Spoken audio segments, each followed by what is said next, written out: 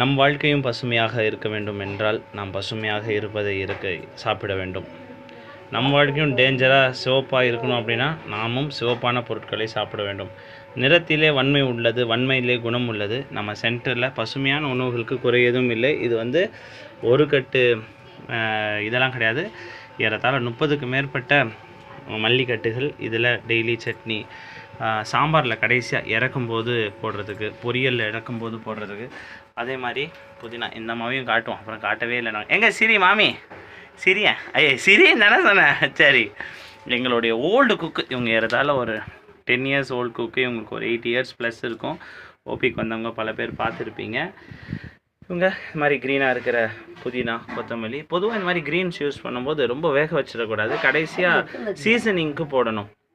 அதாவது சமையல் முடிஞ்ச பிறகு லாஸாக போடுறது நல்லது. ஏன்னா இது வெந்துருச்சுன்னா பாவம், இவங்கெல்லாம் இலைங்க, சின்ன குழந்தைங்க. இது நம்ம லாஸ்ட்டாக போடுறது தான் நல்லது.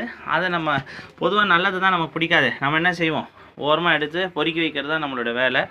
அதனால் இதோடைய அளவையும் இதோடைய பிரமிப்பும் தெரியணும்.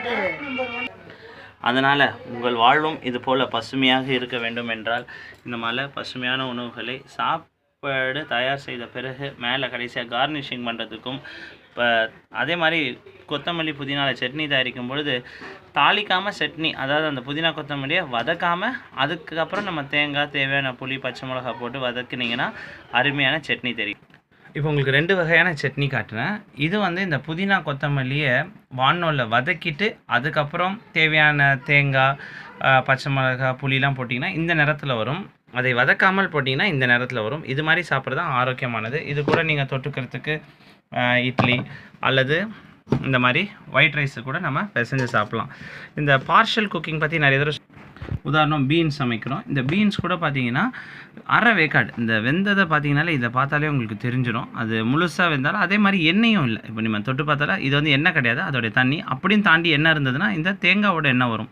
தேங்காய் லாஸ்ட்டாக வெந்த பிறகு இப்போ இந்த பீன்ஸ் எப்படி செய்திருக்குன்னு சொல்லிட்டோம். ஒரு 1/2 கிலோ பீன்ஸ்க்கு 100 ml தண்ணி போட்டு சிம்மில் வச்சுட்டு தட்டை மூடிட்டு ஒரு 20 நிமிஷம் அப்படியே விட்டுட்டு அந்த 20 நிமிஷத்துக்குள்ளே தேவையான தேங்காய், அதுக்கப்புறம் உப்பு, மஞ்சத்தூள் தேவைப்பட்டது, பச்சை மிளகாயெல்லாம் பச்சையாக எடுத்து வச்சுட்டு 20 நிமிஷம் கழித்து தட்டை லேசாக ஆவி அடிக்காமல் திறந்து இந்த பச்சையாக இருக்கிற உப்பு, மஞ்சத்தூள், சீரகத்தூள், பெருங்காயத்தூள், தெருவிய தேங்காய், தேவைப்பட்ட தக்காளி அதெல்லாம் அப்படியே வேகாமல் அப்படியே அதை போட்டு கலரி மூடிட்டிங்கன்னா கேஸ் ஆஃப் பண்ணிடலாம். அதுக்கப்புறம் வேக வேண்டியதில்லை.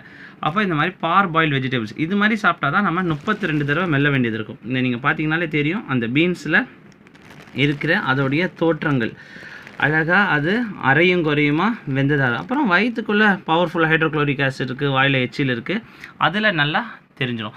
இப்போ இந்த சட்னியை விட இந்த சட்னி பார்க்கவும் அழகாக இருக்கும், சாப்பிடும் சுவையாக இருக்கும். அதனால் குறைவாக சமைப்போம், ஆரோக்கியமாக வாழ்வோம். மற்றும் ஒரு முக்கிய பதிவில் சந்திப்போம். நன்றி, வணக்கம்.